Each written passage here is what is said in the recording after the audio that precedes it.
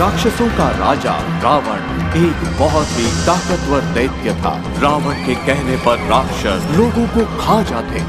प्रणाम गुरुदेव। मैं मानव रूप में जन्म लेकर रावण का अहंकार भंग करूंगा।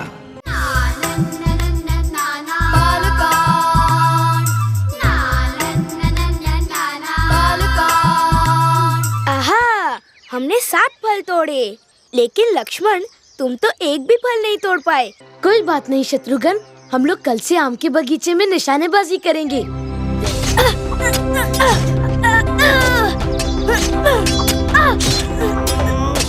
हमें भी तलवार चाहिए, हमें भी गदा चाहिए, हम भी करेंगे।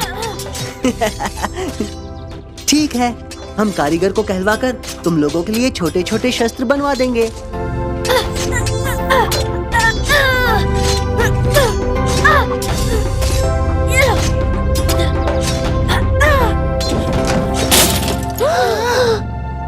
अब क्या होगा? रानी माँ ने कहा था कि खेलना हो तो बाहर जाके खेलो। हाँ, ये तो पिताश्री की प्रिय मूर्ति है। देखो, हम में से कोई नहीं बताएगा कि मूर्ति किसने तोड़ी है। हम सब लोग चुप रहेंगे और राम को भी सजा नहीं मिलेगी, समझे?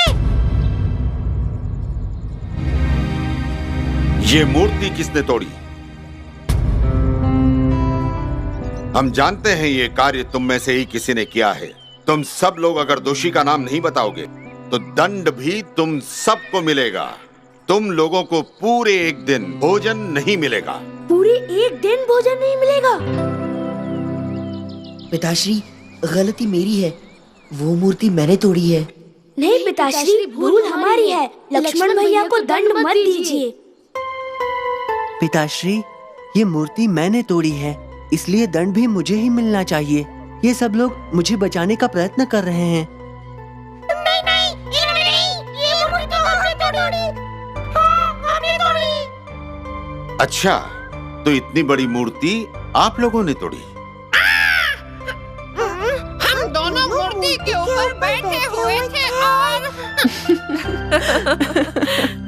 इतना प्यार है इन सब में। राम, लक्ष्मण, भरत, शत्रुघ्न, अगर तुम चारों हमेशा ऐसे एकजुट होकर रहोगे तो तुम्हें कभी कोई हानि नहीं पहुंचा सकता। मूर्ति तो अवश्य राम ने ही तोड़ी होगी, लेकिन देखो सारे भाई कैसे उसके लिए असत्य बोल रहे हैं। ना जाने राम ने इन पर कौन सा जादू कर रखा है। भगवान, आपने राम के रूप में जन्म तो ले लिया, किंतु क्या राम में आप जैसे गुण भी हैं? हे देवी, आपने सही कहा। आखिर हमें भी तो आभास हो कि इस बालक में भगवान विष्णु जैसे गुण हैं कि नहीं। भगवान, अगर आप कहें तो मैं राम की एक छोटी सी परीक्षा ले सकता हूँ। अवश्य।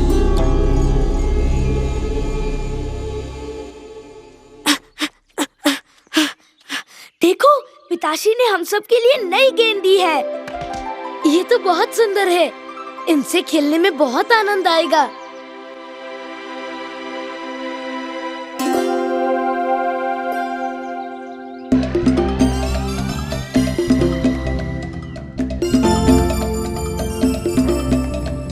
पकड़ो से।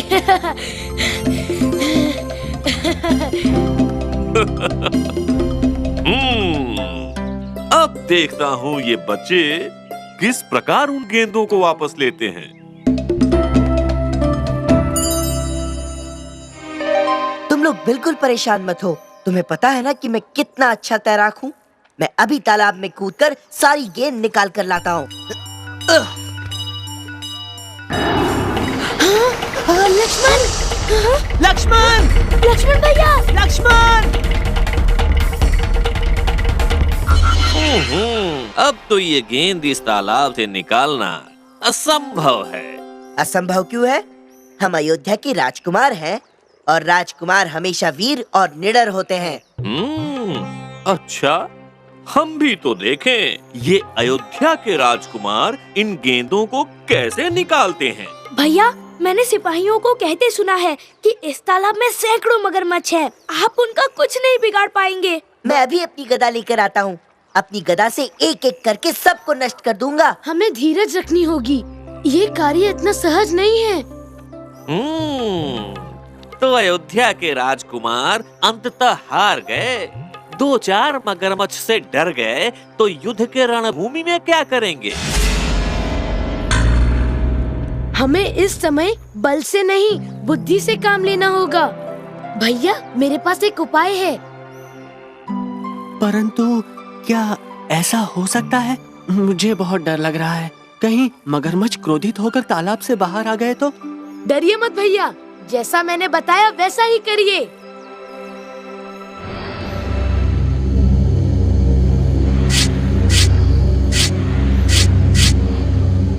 बहुत अच्छे, बढ़िया है, ये, प्रभु की लीला भी अपरंपार। इतनी छोटी सी आयु में भी राम कितने असाधारण बालक हैं। राम ने ये सिद्ध कर दिया कि वो भगवान विष्णु के ही रूप। नारायण नारायण। भरत बेटा, देखो देखो, ये सब मिठाइयाँ तुम्हारे लिए तुम्हारे मामा के घर से आई हैं। ये सब मिठाइयाँ तुम्हारे लिए ही तो है। फटाफट खा लो, नहीं तो तुम्हारे भाई भी तुमसे मांगेंगे ये। हाँ, इतनी सारी मिठाई मैं एक साथ कैसे खाऊंगा? मुझे ये थाली दे दीजिए। इन मिठाइयों को मैं कहीं छुपा देता हूँ, जब भूख लगेगी तो खा लूंगा। इतनी सारी है। हाँ।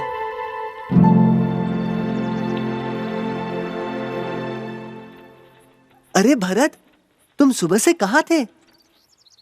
देखो, हम बागीचे से कितने सारे आम तोड़ कर लाए हैं। सोचा सब एक साथ मिलकर खाएंगे। भैया, मैं कितना बुरा हूँ। आप लोग मेरे लिए इतना सोचते हैं और मैं आपसे अपनी मिठाई छुपा रहा था। ये मिठाइयाँ मेरे मामा के घर से आई हैं। इन्हें हम सब मिल बांट कर खाएंगे। सत्यानाश! ये सब राम के कारण हुआ है। राम के कारण। राम इतना चालाक है कि उसने सारे भाइयों को अपने बस में किया हुआ है।